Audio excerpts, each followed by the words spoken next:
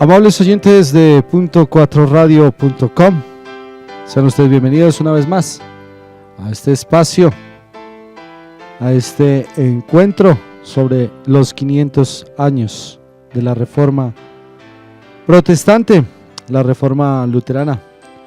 500 años cuando Martín Lutero publicó sus 95 tesis en la puerta de la iglesia de Wittenberg. Y hoy queremos compartir con ustedes un programa más, un programa especial. Y bueno, damos la bienvenida a todos y cada uno de ustedes que se conectan con nosotros a esta hora de la tarde. Emitimos este espacio cada 15 días en vivo a través de nuestra señal .4radio.com, un espacio de la Iglesia Evangélica Luterana de Colombia. Así es de que sean ustedes bienvenidos y quedamos conectados. Entonces, Pastor Nelson, muy buenas tardes, bienvenido nuevamente a este espacio sobre los 500 años de la Reforma.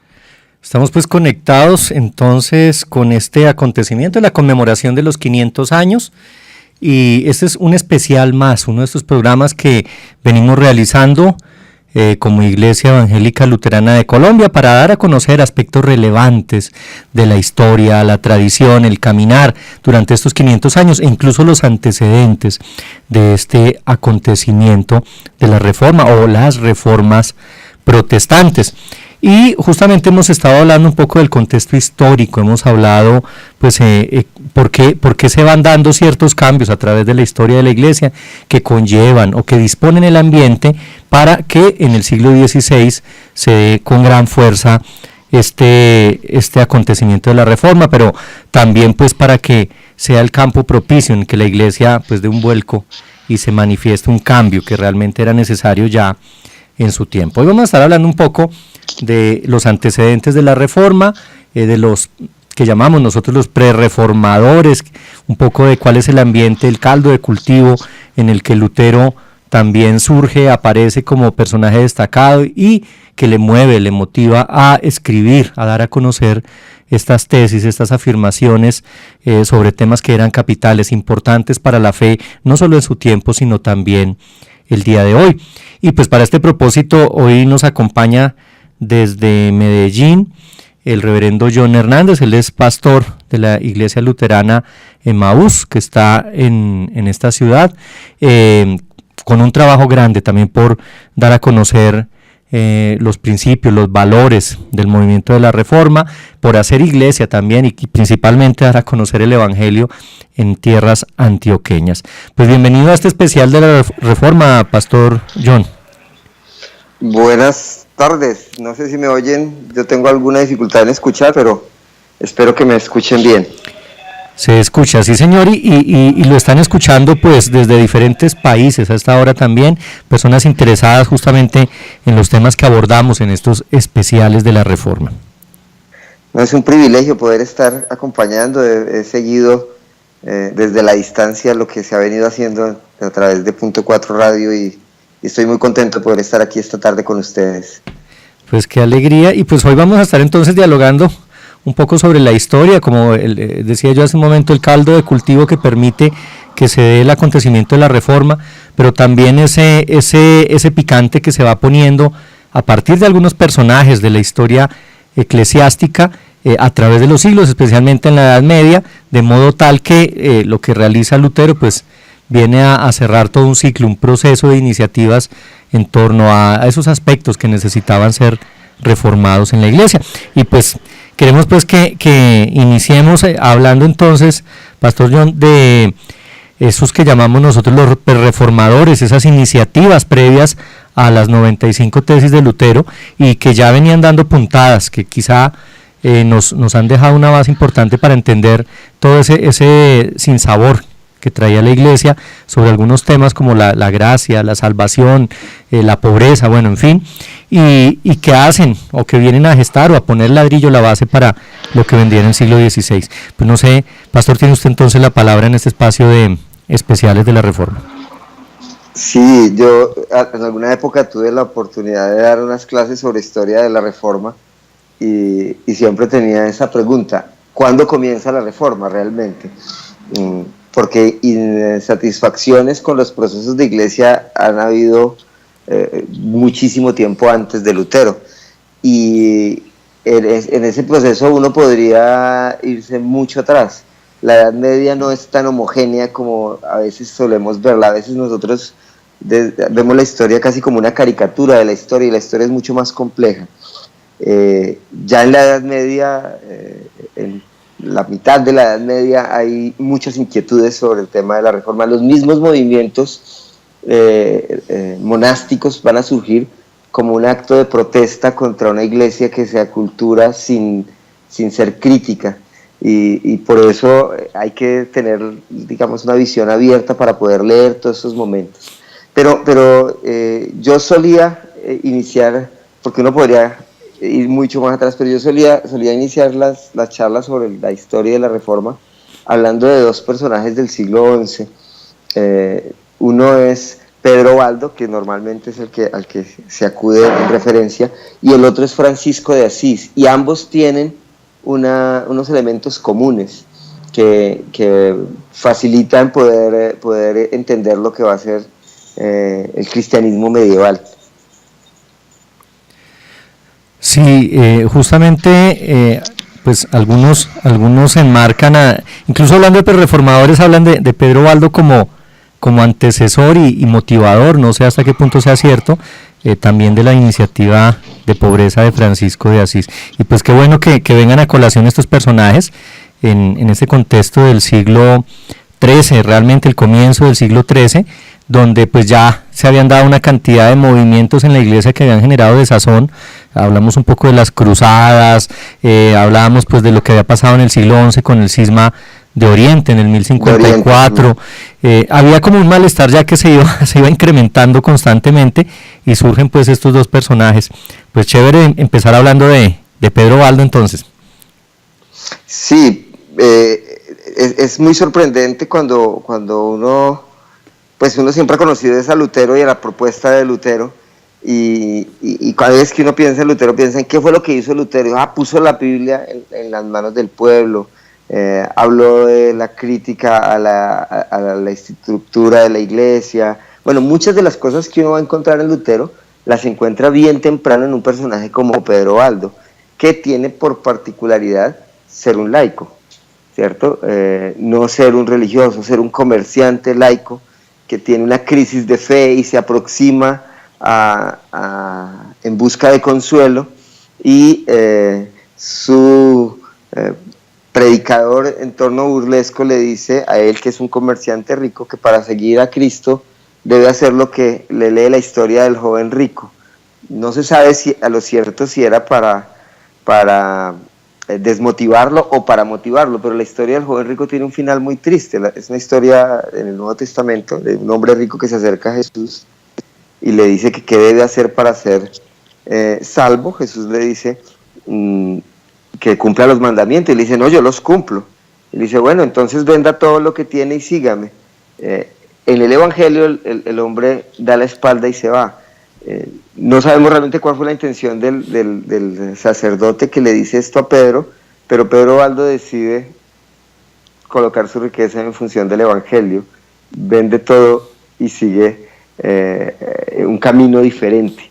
Y en ese camino que él va a descubrir en torno de acercarse a la Escritura, él tiene una estrategia de mercadeo. Él era un comerciante, y entonces él se va, él y después su comunidad, la que va a ser conocida como los pobres de León, marchan vendiendo joyas, vendiendo mercancías, y cuando las personas le preguntan qué más tiene, ellos dicen, no, tengo una joya que es supremamente especial y no tiene un precio inigualable. Entonces la gente se inquieta, y entonces ellos sacan trechos del Evangelio y los comparten con las personas.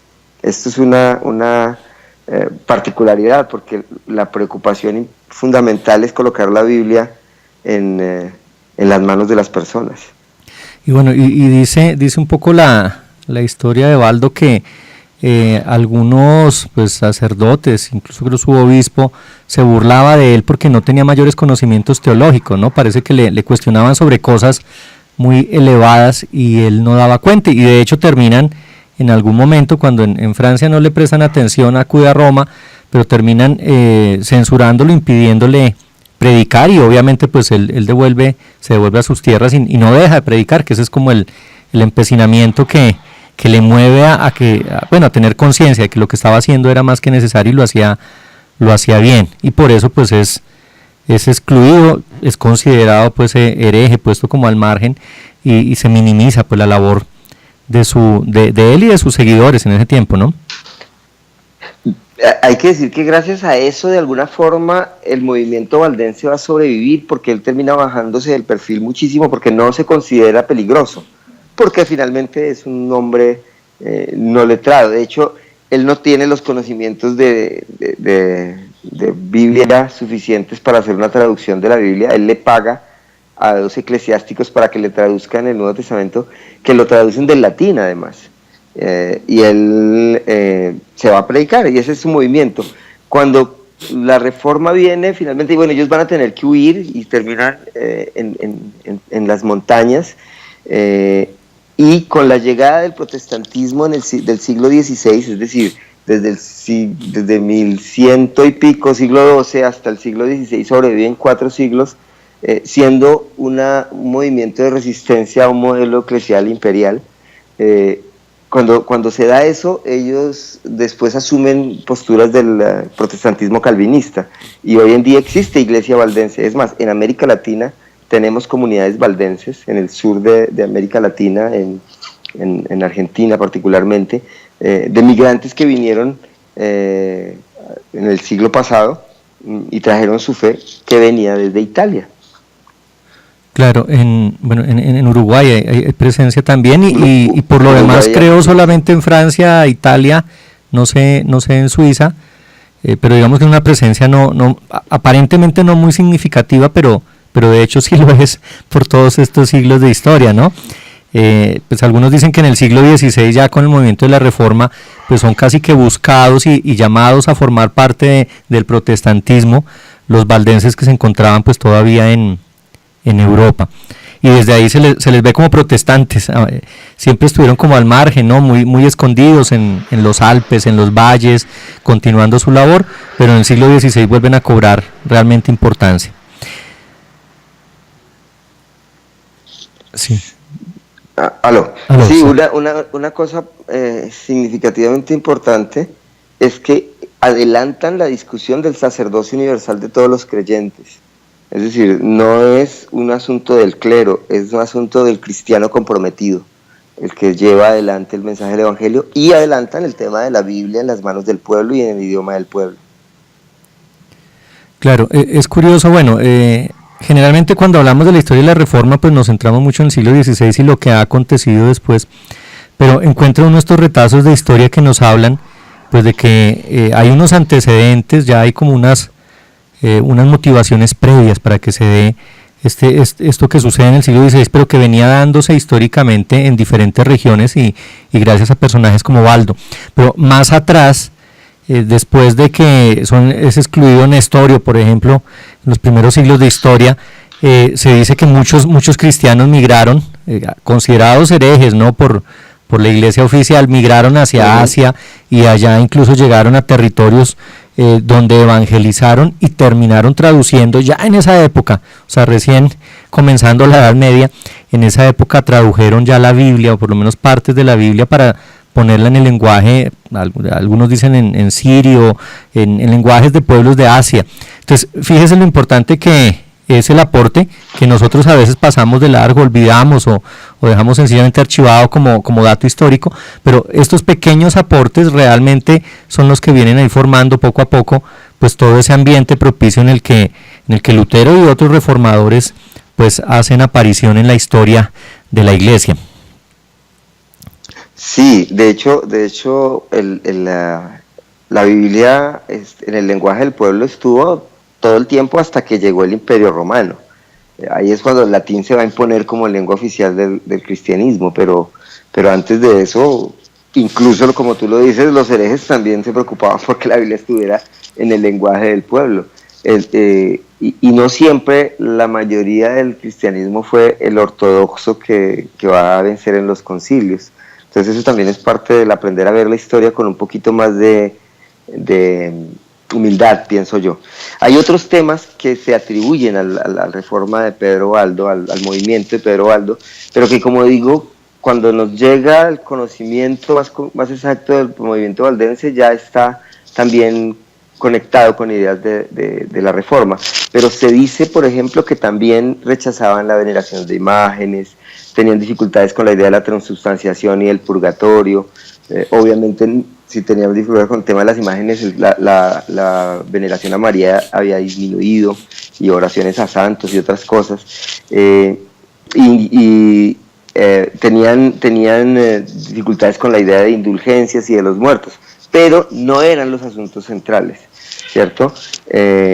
Y en ese sentido es importante darnos cuenta que ellos están respondiendo a las necesidades de su momento, y seguramente adelantaron muchas otras situaciones. Digo, no es fácil saber que todo eso realmente estaba presente en el movimiento valdense en el comienzo, porque luego se va a mezclar con las ideas calvinistas, pero sí es interesante darse cuenta que hay cosas muy significativas ahí.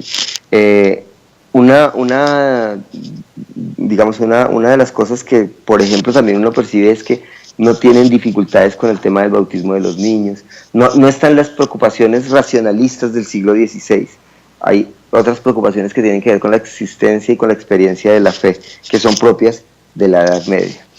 Claro, es más importante la vivencia de la fe que la teología misma, que tanto se discutió en los primeros siglos, ¿no? Tratando de sentar dogmas, de afirmaciones doctrinales que deberían ser acogidas, sino más bien aquí la cuestión era práctica, ¿no? Vivir la fe y dar a conocer el evangelio en cada lugar donde se encontraban, y pues esa es la iniciativa y la motivación, además de vivir con los ideales, o por lo menos con aquello que se ve reflejado en la figura de Jesús y en el evangelio, y de ahí pues está Pedro Baldo, pero también en ese contexto surgen en la iglesia las órdenes mendicantes, y pues gran representante, usted lo nombraba al comienzo, y que hay que ponerlo acá porque también lo consideramos un pre-reformador, es Francisco de Asís. Sí, y hay que ver que ese elemento tiene en común también con Pedro Baldo, el hecho de que vienen de familias relativamente cómodas, tienen situación cómoda, pero el evangelio los mueve a una preocupación con la pobreza y con la situación de pobreza en la que vivía la mayoría de la sociedad. Yo decía que los valdenses eran llamados los pobres de León, porque asumieron un modo de vida de peregrinaje y de sencillez. Pues bien, Francisco de Asís va a ser un personaje supremamente importante, porque va a significar una crisis para el catolicismo medieval, crisis que no va a ser superada tan fácilmente, ¿cierto? Y que aún después de la incorporación de la orden franciscana y de yo siempre digo que la estructura trata de abrazar para domesticar un poco los movimientos, a pesar de eso siempre va a ser un elemento de resistencia, porque se pone al descubierto la opulencia del clero y de la estructura religiosa que se ha constituido en el cristianismo medieval. Y ahí Francisco de Asís va a volver a llamar la atención, uno, hacia la necesidad de encontrar la sencillez del evangelio, y dos, adelantándose muchísimo en el tiempo a tener una perspectiva más allá de la pura dimensión del ser humano, y comprender al ser humano como parte de una creación mayor, que también es parte del proceso, del proyecto de Dios, y que debe ser incluida. Por eso algunos dicen que Francisco de Asís fue el primer ecologista realmente que hubo. Claro, y definitivamente creo que la búsqueda de estos personajes tenía que ver con el vivir fielmente al evangelio. Sí identificaban que la iglesia se había venido apartando sistemáticamente de esos ideales primarios y de las primeras comunidades, y había entrado en una serie de prácticas que de pronto no eran tan sanas. Incluso pues ya se hablaba de alguna reforma también, siglo XI-XII, si no me equivoco, que era la reforma de Cluny o cluniacense, motivada pues a hacer que quienes vivían la fe pudieran encontrar en los monasterios un lugar para vivirla de modo adecuado, en pobreza, realmente en cercanía con la palabra, centrados muy en la predicación justamente del Evangelio, y a veces incluso aislándose, porque los monasterios también aparecen en ese sentido así, para aislarse un poco de esa estructura eclesiástica, donde se daban los privilegios, la posesión de bienes por parte del sacerdote, los manejos que se dan administrativos asociados al poder familiar, y bueno, en fin, o sea, ya se hablaba de una reforma de Cluny, o reforma de los monasterios incluso, que trataba de volver al hombre de fe hacia los ideales del Evangelio, y pienso que de eso pues no es ajeno Francisco y su orden de frailes o de hermanos menores, ¿no?, en este contexto del siglo XII. Sí, de hecho es bastante interesante, porque si uno mira la historia de la Iglesia, es una historia de reformas permanentes. Siempre hay elementos que se van distanciando, digamos, en el quehacer de la Iglesia, y siempre de nuevo aparecen personajes que, y es ya aquí una visión personal, que Dios levanta profetas en su pueblo, como lo hacía en el Antiguo Testamento y como lo siguió haciendo con la Iglesia, para llamar al orden, llamar a reencontrarse con el proyecto sencillo y original del Evangelio. No todas las reformas son bien sucedidas, no todas son necesariamente globales para transformar toda la Iglesia, pero uno sí puede encontrar muchos movimientos de esos. Yo mencionaba el movimiento monástico, que surge en el siglo IV, también es un movimiento de reforma, o por lo menos de llamado a crisis al cristianismo que se va institucionalizando. Pero en la Edad Media sí que eso va a ser claro. La reforma de Cluny que tú mencionas es también un llamado al orden, y Francisco realmente refleja esa crisis en la que la Iglesia ha venido sumiéndose, pero es que es una crisis de sociedad además. El asunto es que nosotros estamos acostumbrados a un tiempo que pasa muy rápido. Para nosotros los cambios se dan terriblemente rápido, pero la Edad Media y el mundo antiguo, los cambios son mucho más lentos, los procesos son mucho más largos, y es claro que hay influencias de unos personajes con los otros, aunque no son influencias directas, porque no se trata solo de un personaje, sino de una época, ¿sí? Y entonces Francisco, Pedro, luego Wycliffe, antes Juan Hus, luego Wycliffe, Lutero, todos no son personajes que se iluminaron solos, sino que responden a un contexto bien concreto. Y Francisco lo hace, y lo hace de manera muy sabia, ¿cierto? Porque él no entra en un gran conflicto con el sistema, sino dice, desde el ejercicio y desde la experiencia, mostrar que es posible vivir otro modo de ser iglesia, y esta la orden de los hermanos mendicantes, los hermanos menores. Así es, y bueno, es un signo además esa presencia, pues, de Francisco y sus seguidores también para la Europa de su tiempo, un signo además que cuestionaba el ideal que se había venido gestando en quienes ostentaban cargos vinculados a la labor eclesiástica. Entonces, poder decir que se puede vivir la fe, que se debe anunciar el Evangelio por los pueblos, y que se debe vivir conforme a lo que dice el mismo Evangelio. Yo recuerdo en Mateo 7:10 que dice, y yendo predicad, diciendo, el reino de los cielos se ha acercado, sanad enfermos, limpiad leprosos, resucitad muertos, echad fuera demonios, de gracia recibisteis, dad de gracia.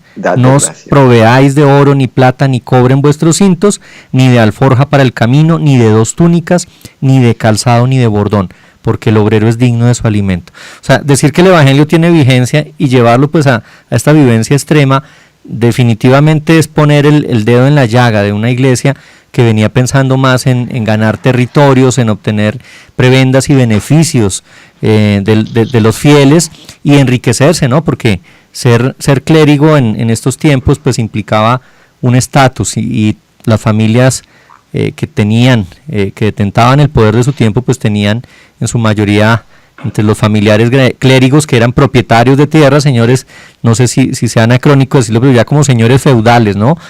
Propietarios de grandes extensiones que ponían para que trabajaran otros y se nutrían del trabajo de otros justamente.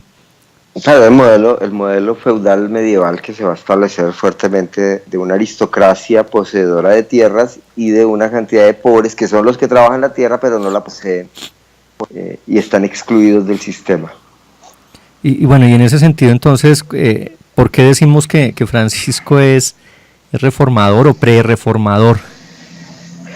Porque él apunta para una crisis en la iglesia, una crisis de poder y de sentido del Evangelio, que es otro de los elementos claves de la reforma luego del siglo XVI. Es decir, no es solamente el predicar el Evangelio, también poner en crisis el modelo estructural, y de una forma diferente, digamos, en su proceder, pero Francisco también toma cuenta de eso. Mientras los reformadores del siglo XVI van a tener que vérselas con el Estado, con el poder del Papa, con la estructura de frente, Francisco utiliza una estrategia acorde a sus posibilidades, y es pues empezar a mostrar un evangelio diferente, cercano a la gente del común y del cotidiano.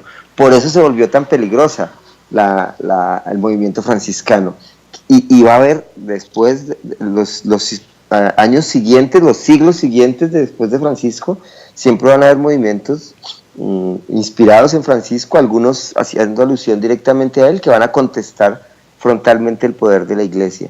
Algunos incluso van a ser considerados subversivos y van a tener confrontaciones con el clero oficial, rico, poderoso. A mí me gusta siempre hacerle alusión a las personas cuando estoy hablando de estos temas, de una obra de literatura que se llama El nombre de la rosa, que ayuda a comprender la mentalidad medieval y cómo vivía la gente en la Edad Media. Es una obra de Humberto Eco, que es un medievalista, pues realmente es una obra que vale la pena leer, además muy, muy agradable de leer. Sí, tienen dificultades en acceder al texto, también pueden ver la película, que no es tan mala, pero siempre es mejor ir al original. Y ahí puede uno darse cuenta de la gran crisis que hay entre los franciscanos, que son considerados peligrosos por la estructura de poder papal, ¿no? Aunque ya están aceptos, tienen vigencia, pero siempre hay una vista, están bajo sospecha, porque ponen en crisis el modelo de la estructura de poder de la iglesia. Claro, y a veces en confrontación incluso con otras órdenes mendicantes, como la orden de predicadores de Domingo de Guzmán, que es contemporáneo de Francisco, y que, bueno, históricamente nosotros conocemos como los dominicos, que más adelante y también en tiempo de la Reforma tienen un papel importante, significativo, en defensa de muchos principios de la iglesia, pero ya era una orden mendicante también que aparece pues con su función de vivir la pobreza, pero vivirla en el anuncio. El énfasis era pues la predicación, ¿no? Sí, la orden de predicadores, muy, muy conocidos también en Colombia. Claro que sí. Tienen mucha presencia importante, por ejemplo en Chiquinquirá. Efectivamente, porque pues en su talante misionero, ellos son quienes establecen a su llegada a estas tierras los templos, templos doctrineros, ¿no? Los lugares donde a los indios se les, pues como lo llamaban ellos, ¿no? A los indios se les convertía al evangelio y se les bautizaba. Entonces hay presencia, y especialmente en la región de Boyacá se encuentran estas pequeñas capillas, muchas se conservan en algunos municipios, pequeñas capillas desde donde ellos predicaban y convertían a la gente. Y bueno, finalmente pues la orden de predicadores también en la actualidad en temas de educación pues hace presencia significativa con la Universidad Santo Tomás acá en Bogotá. Pues sí, hay que decir que seguramente en uno de los próximos capítulos se hablará un poco más de ellos, del papel que van a jugar en la Reforma Católica, o que a veces llamamos contrarreforma, pero que es la reacción del catolicismo oficial frente a la Reforma, y hay que considerarla y tenerla en cuenta como uno de los movimientos de reforma del siglo XVI, pero eso viene unos siglos más adelante. Claro que sí. Pastor John, vamos a hacer una pausa para que quienes nos están escuchando tomen un cafecito, y en contados minutos estamos de vuelta con este especial de la Reforma, hablando pues de los antecedentes, de lo que acontece. Estamos pues en un contexto del siglo XII a siglo XV, casi entrando al XVI, lo que vamos a abordar en esta emisión. Y pues bueno, en unos minutos estamos aquí de vuelta entonces con el pastor John Hernández desde Medellín, hablando de los prerreformadores. Ajá. Punto 4 Radio, encuentro virtual en la red. Punto 4 Radio, mejor radio.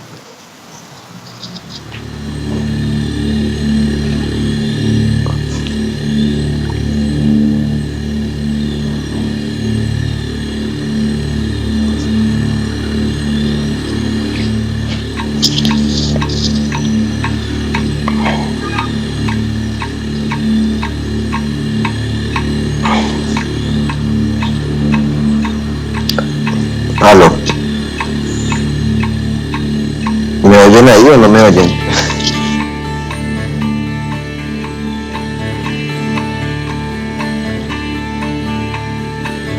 Sitting by a water hole, a day in the northwest. Red dirt, dead wood from the floods, tall river guns. Another time takes me where I wanna be. Another time takes hold of me. Small group of dark-skinned folk roll up on the other bank. Got spears and warmerers, Pickaninnies dive in for a swim. Another time seems so nearby. Another time was under this sky. These people were really here one day, but now they're not like this because of the white man's way.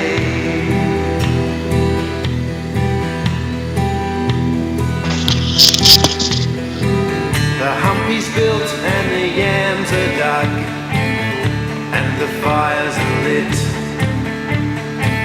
It's time to eat and then to dance and sing spiritual songs. Another time seems so real now. Another time is beautiful now.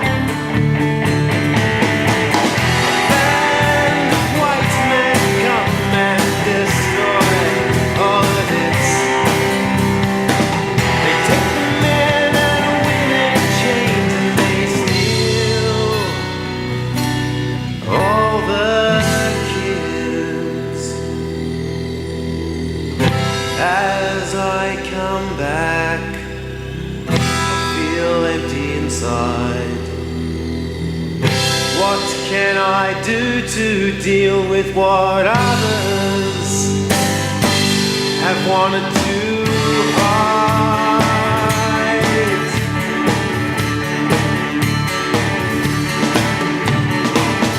But now there's hope for these ones, these people taking a stand, telling of how it was and how it is right now. And now it's time for you and me. It's time to listen to you. Que sobre Juan Cruz. And now it's time for you and me. ¿De John Wycliffe no dijo nada? ¿No? ¿Juan Cruz directamente? Menciona que sobre Wycliffe. Ah, bueno, Wycliffe, listo. Muchas gracias.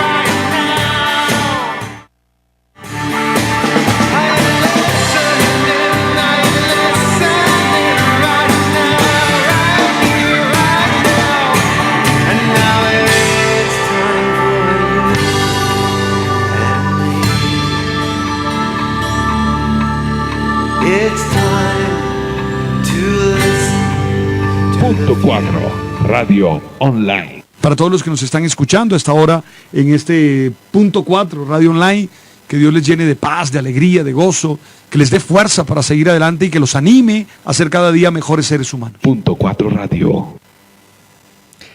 Aquí estamos nuevamente con este especial de la Reforma. Estamos hablando de los prerreformadores, antecedentes históricos de los acontecimientos que en el siglo XVI se dan tras la publicación de las 95 tesis por parte de Martín Lutero. Y pues hoy nos acompaña en este tema el pastor John Hernández, pastor de la Iglesia Luterana Emaús en Medellín. Y pues hemos estado ya dialogando de algunos antecesores, algunos prerreformadores como son Pedro Baldo, que pues da origen a este movimiento que hoy en día conocemos como los valdenses, y hemos hablado también pues de Francisco de Asís, este monje del siglo XII, comienzos del siglo XIII, que presenta la pobreza al estilo del Evangelio como un modelo justamente para dar testimonio de la fe, y que justamente es cuestionado y cuestiona a la vez cómo la iglesia venía pues realizando y teniendo ciertas prácticas en su tiempo. Pastor John, estamos conectados nuevamente aquí, estamos al aire con este especial de la Reforma, y pues retomando un poco lo que decíamos en el primer segmento, el papel y el rol importante de estos personajes también en lo que se va dando. Ellos van poniendo como ladrillitos y haciendo aportes para lo que vendría más adelante, pero hay que recordar también la trascendencia y la importancia de otro personaje como es John Wycliffe. Pastor, pues si gusta, háblenos de John Wycliffe y cuál es su aporte entonces para la Reforma. Bueno, Wycliffe es un personaje de 1300, nace en las primeras décadas de 1300 y termina y muere hacia el final del siglo XIV. Wycliffe es un teólogo, traductor, es inglés, entonces nos vamos para el otro lado del mundo. En Inglaterra el cristianismo ha sido siempre sui generis, por la misma condición geográfica. Ellos han tenido un cristianismo particularmente apartado, y Wycliffe, dentro de esa su labor como teólogo, establece un movimiento que se va a llamar los Lollardos, y ese movimiento pues es un movimiento académico que tiene algunas implicaciones teológicas particulares frente a la Biblia. Una de las particularidades es que traduce la Biblia al idioma inglés, y ese es un tema realmente significativo, porque ese motivo de la Biblia en el idioma del pueblo va a ser recurrente a todos los movimientos de reforma, y yo creo que esto es una cosa que nosotros no podemos obviar, y es que es el Espíritu Santo obra a través de su palabra. Y entonces es en el acceso y en el conocimiento de la palabra de Dios que le permite a las personas también repensar su fe y asumir de una forma concreta su experiencia de fe. Este personaje es también muy interesante por lo que termina sucediendo en su vida, pero antes de terminar hablando de su vida y de la implicación que tiene, hay que decir que él muere en santa paz con la iglesia. Él nunca va a ser condenado por la iglesia de Inglaterra, ni mucho menos por el papado, mientras vive. Sin embargo, él sí es un personaje bastante polémico, porque va a plantear, digamos, que existe una posibilidad de un cristianismo autónomo en Inglaterra. Él mencionaba yo el tema de la Biblia, pero también va a adelantar otros temas que la Reforma luego también va a plantear, como el tema de la transubstanciación, de la cena bajo las 12 especies. Incluso él llega a plantear, aunque no de forma dramática, el asunto del celibato, ¿cierto? O sea, él plantea y abre la pregunta del tema del celibato para el clero. Y bueno, Wycliffe termina su vida como un hombre de iglesia que tiene voz en su universidad y que tiene algún tipo de respaldo frente a la institución, por lo menos de la iglesia en Inglaterra. Claro, y curioso ese aspecto que usted acentúa sobre el dar a conocer la escritura, ¿no? Digo curioso porque pues mandato del Señor es anunciar esas verdades, ¿no? De anunciar el evangelio a todo pueblo y nación, y cómo en la Edad Media termina convirtiéndose en algo prohibido. El anunciar se vuelve riesgoso, peligroso, y pues en medio de ese ambiente de analfabetismo, de ignorancia sobre las verdades de la fe, de confusión, pues claro que es desafiante llevar al lenguaje del pueblo las Sagradas Escrituras, y creo que esa es como una característica de los diferentes reformadores, por lo menos quienes van apareciendo en territorios de habla diferente, es poner en la lengua del pueblo la escritura, el mensaje que ellos mismos anuncian, como para decir que lo que están anunciando no es falso, sino que es realmente lo que está en las escrituras sagradas. Interesante pues este elemento también que tiene que ver en este caso con Inglaterra.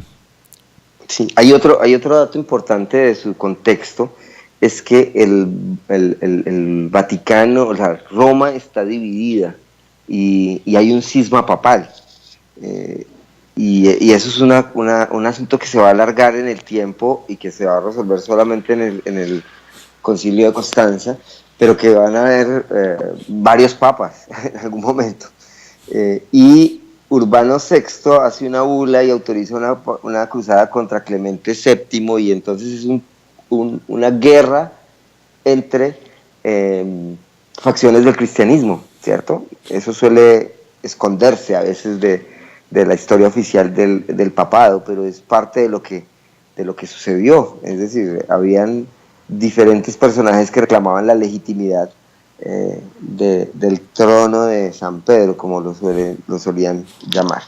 Wycliffe va a decir que esa pérdida es absurda, y que el asumir que se le puede garantizar perdón a las personas por ir a la guerra es una total contravención contra el propio evangelio, y eso pues hace planteamientos realmente importantes, que significan también por parte de algunos censura para Wycliffe, ¿no?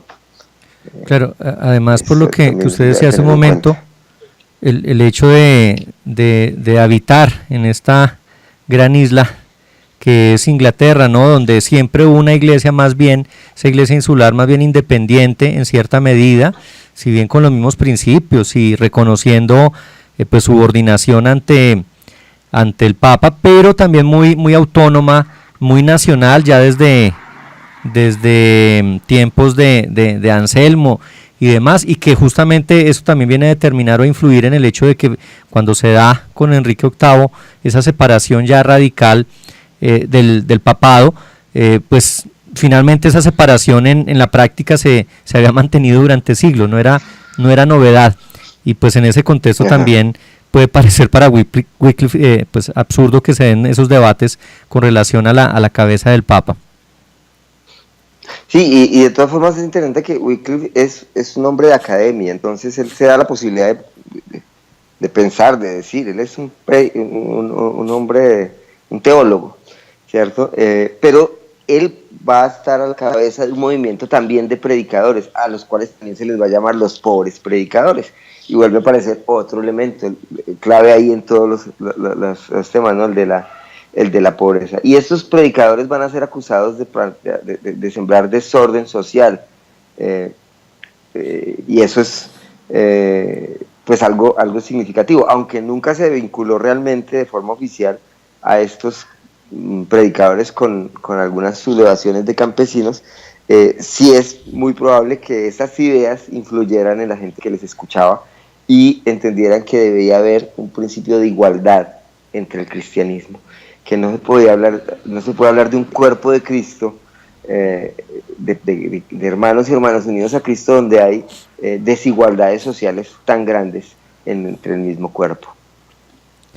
Claro, y pues definitivamente, también como lo enfatizaba usted hace un momento, pues los lolardos no desaparecen, así como no son condenados. La acción de estos seguidores de las ideas de Wycliffe pues se mantiene, y pues Lolardo no lo dijimos, pero algunos dicen que Lolardo significa murmurador, ¿no? Los murmuradores, los lolardos, siguen pues haciendo su labor, y más adelante seguramente se juntan a las diferentes corrientes o a los diferentes movimientos reformadores del siglo XVI. Pero bueno, dejando un poco de lado ahora a Wycliffe, viene otro gran personaje que es emblemático, que es muy significativo como prerreformador, que logra también tener un impacto fuerte en la iglesia y que también genera sus seguidores, sus discípulos, pero ante todo a veces lo recordamos más por haber hablado casi con un sentido profético sobre lo que sería la figura de Lutero. Y este personaje pues es Juan Hus. Hablemos entonces un poco de Juan Hus, Pastor John. Del ganso de la República Checa. Sí. Juan Hus es un personaje que realmente es al primero que se le llamó prerreformador, pero que tampoco surge con ideas autónomas. Juan Hus es directamente influenciado por el movimiento Lolardo, ¿cierto? Y 100 años después va a aparecer en lo que hoy es la República Checa este personaje proclamando ideas realmente revolucionarias, cada vez con más fuerza, cada vez con más claridad en la misma elaboración de las ideas. Y Hus va a estar en un momento realmente muy particular para la iglesia, porque va a causar digamos una gran preocupación en la iglesia, porque la iglesia está en ese momento completamente dividida, y Hus aparece diciendo, no, es que el problema es que ustedes no están siguiendo lo que el Evangelio proclama. Hus va a adelantar casi todos los temas de la reforma de Lutero. Casi todas las cosas que Lutero va a plantear, él ya las había dicho de alguna manera. Y aunque Lutero no lo había leído directamente, porque efectivamente no fue así, cuando Lutero después llega a escuchar las ideas y a leer y a saber de lo que Hus había dicho antes, Lutero dice, oiga, yo como que soy Husita, ¿cierto? Como que yo no sabía, pero yo como que soy Husita, porque es muy significativo y es muy cercano a lo que la Reforma va a plantear en el siglo XVI.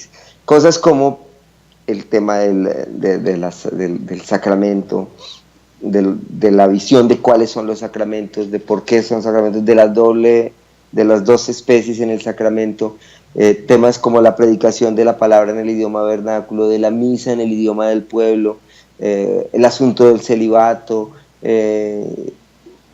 básicamente adelantó los temas de la Reforma en un momento en el que era imposible hacerlo. Y digo que era imposible porque sea Juan Hus hubiera sido el que fuere, hubiera tenido la misma gran oposición que tuvo. Juan Hus tuvo que pagar con su vida y morir en la hoguera, terminándose el concilio de Constanza. Y ahí hay muchas cosas muy significativas. Una es que a él se le ofrece un juicio justo y una posibilidad de defensa, y entonces él llega a Constanza, a la ciudad de Constanza, con un salvoconducto diciéndole que tendría las garantías de poder salir de allí, y desafortunadamente la gran preocupación que tenía la iglesia en ese momento era definir cuál era verdaderamente el Papa. Y esa fue el concilio, que demora varios años, está preocupado con eso. Y al terminar el concilio, dicen, bueno, ¿y ahora qué hacemos con Juan Hus? Dice, no, pues quemémoslo. Nunca hubo un juicio, nunca hubo una posibilidad de defensa. Por eso cuando años después, Lutero tiene que acudir a la dieta de Worms, también con un salvoconducto, pues va a estar con temor y miedo de lo que puede pasar. Digamos que el tema más dramático es que de todos los personajes que hemos visto, quien sufre con su propia vida el el hecho de haberse atrevido a hablar, pues es Juan Hus, ¿cierto? Quien muere en la hoguera, pues por causa de su convicción. Claro, y eso a pesar de que contaba con el favor, el aprecio del rey Wenceslao, que le había protegido y que también pues llevó a que muchos le miraran como con recelo, pues porque había logrado ganarse ese lugar. Finalmente no, Hus, entiendo, no era de una familia muy prestante de su tiempo, pero había ido posicionándose gracias a su esfuerzo, a su intelecto, su conocimiento, y se ganó el afecto incluso del rey. Del rey y del pueblo, ¿cierto? Y es que eso es parte por eso termina en la hoguera. Y por eso, cuando a Lutero el rey también lo cuida, le dicen, pues eso tampoco sirve de mucho porque ya ha pasado. La gente tiene en la cabeza esa historia de ese hereje que quemaron, que se llamaba Juan Hus. Y cuando Lutero va y dice, pues finalmente va a seguir el camino de él. Pero hay dos anécdotas interesantes, o tal vez tres, que me gustaría mencionar frente al tema de la muerte de Juan Hus. Una es que cuando Juan Hus es condenado, se le acusa de seguir ideas heréticas y se dan cuenta que Wycliffe había dicho muchas de las mismas cosas que Juan Hus decía. Entonces lo condenan y dicen, también tenemos que condenar a Wycliffe, pero ¿qué hacemos? El man se murió y se fue para el cielo, ¿cierto? Entonces, ¿ahora qué hacemos? Ya no lo podemos condenar a la hoguera. Pues van, exhuman el cadáver de Wycliffe y queman los restos de Wycliffe, como un acto de demostración de que era un hereje, a pesar de que en vida no lo habían dicho tan claramente. Había tenido sus crisis, pero nunca había sido declarado hereje. Bueno, ahora con el juicio de Hus también se juzga a Wycliffe y es condenado. La segunda cosa que quiero mencionar es que Juan Hus, al morir, dijo una frase que probablemente tenía un sentido muy concreto, y es que o sea, uno puede oponerse a las personas, pero no oponerse a Dios. Entonces él dice, hoy ustedes queman este ganso, pero va a venir un cisne que va a cantar más claramente. Y bueno, esa anécdota se le ha atribuido como a un acto, por así decirlo, profético del movimiento que vendría después con Lutero, al que se le va a decir, este es el cisne que cantó lo que silenciaron en Wycliffe. Pero otro dato que para mí fue muy significativo descubrir es que en el día que Lutero hace sus votos en el monasterio en Erfurt, tiene que hacerlo en la capilla de los monjes agustinos, que es la orden en la que él entra, y en esa capilla, además es tradicional que en ese momento él tiene que hacer una señal con su cuerpo, una cruz, frente al altar, mientras se hacen los votos monásticos que él acepta. Pues bien, en ese lugar están los huesos de un antiguo monje agustino que había participado del juicio contra Juan Hus. Es en el mismo sitio donde Lutero va a hacer sus votos monásticos, y desde allí va a venir el movimiento de reforma que en el siglo XVI va a ser pues tan significativo para transformar la historia de la Europa, de Europa y del cristianismo occidental. Claro, y muy unidas las historias, ¿no? Porque pues la acusación a Hus es ser wyclifita, y realmente lo que decía era que tenía el derecho a leer esos textos, ¿no? No significaba que fuera un seguidor de Wycliffe, aunque pues sus ideas fueran semejantes, pero también postulados de Hus, como el cuestionar la autoridad papal, se vienen a presentar más adelante en Lutero. Y pues eso es significativo, sí. Perdón. Sí. No, sigue. No, es eso, es como las semejanzas que se dan entre uno y otro, el salto que se va dando. Pareciera que quien viene adelante va recogiendo lo que venía de atrás, aunque no necesariamente es así como se da la historia. Sí, no era tan directo, pero hay que decir que las ideas iban permeando los siglos, ¿cierto? Desde los siglo XI hay ideas que van permeando y que se van recogiendo, y eso muestra cómo el proceso era mucho más lento. Nosotros desafortunadamente no lo comprendemos porque vivimos en un mundo supremamente agitado donde el tiempo pasa muy rápido y en parte por causa de la misma de algo que sucedió en la misma reforma, y es que la imprenta va a acelerar el mundo, va a hacer que las cosas sean mucho más rápidas y el pasar el conocimiento sea más rápido, pero eso no existía en ese tiempo porque no había imprenta. Los libros y el conocimiento se pasaba verbalmente y a mano, lo que hacía que el proceso fuera realmente lento. Algo significativo nos pasa ahora. Con el internet, el mundo se aceleró vertiginosamente y en estos momentos podemos estar conectados, ustedes en Bogotá y yo en Medellín, y estar compartiendo una conversación como si estuviéramos en la misma mesa, y parece que el tiempo ya no nos, el tiempo y la distancia no nos afectan, pero en esa época era diferente. Se iba permeando poco a poco las ideas e iban llegando hasta adelante, y en ese sentido yo digo, uno no puede dejar de ver la mano del Espíritu Santo, porque Wycliffe es condenado, es decir, no es el personaje que se lee en las escuelas de teología, es el hereje, ¿cierto? Y aún así sus ideas perpasan los siglos y van llegando, y así con todos los prereformadores. Hay una pregunta que siempre me quedaba a mí cuando estudiaba estos movimientos de los prereformadores, que en su momento, digamos, deberían ser considerados como reformadores para su propio tiempo, es ¿qué es entonces lo específico del movimiento del siglo XVI, o particularmente del pensamiento de Lutero?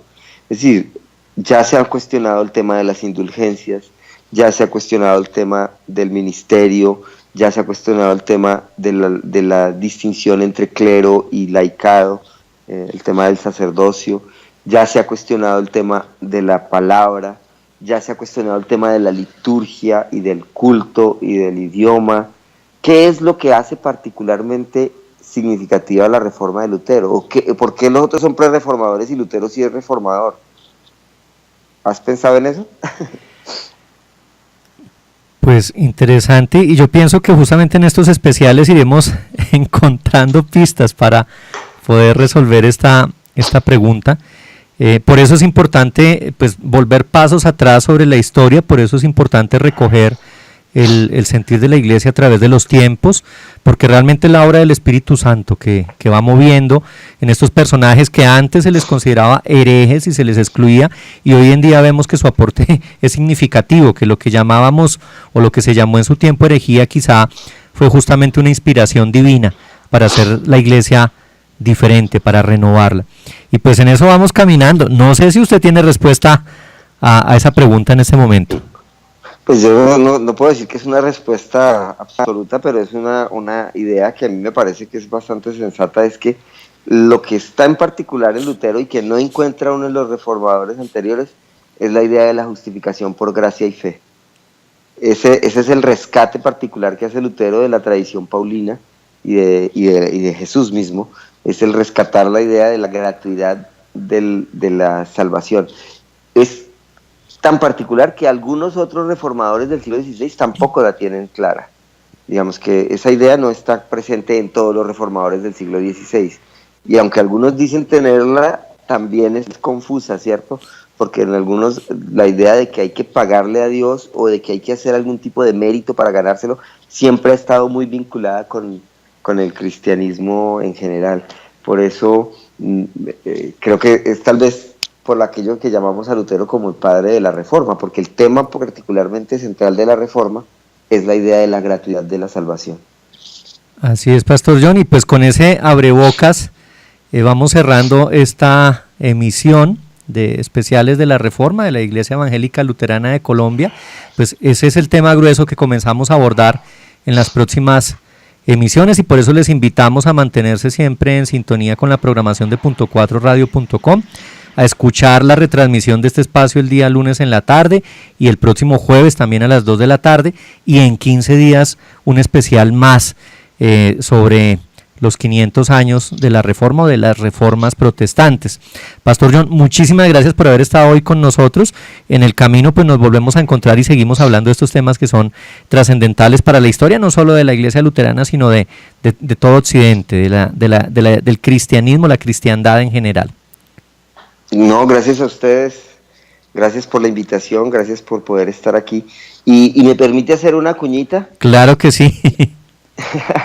Todos los martes y los miércoles a las 12 y a las 6 de la tarde hay un pequeño programita que se llama Por Gracia y Fe, de 3 minutos al punto 4 radio, para que estudiemos y repensemos cuáles son las particularidades de nuestra teología en torno de esta celebración de los 500 años.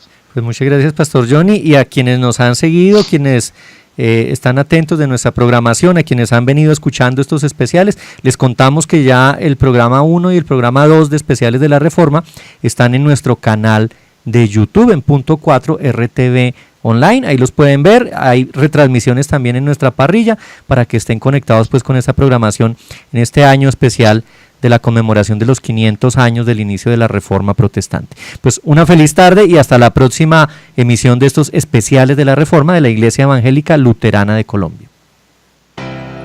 Hasta luego.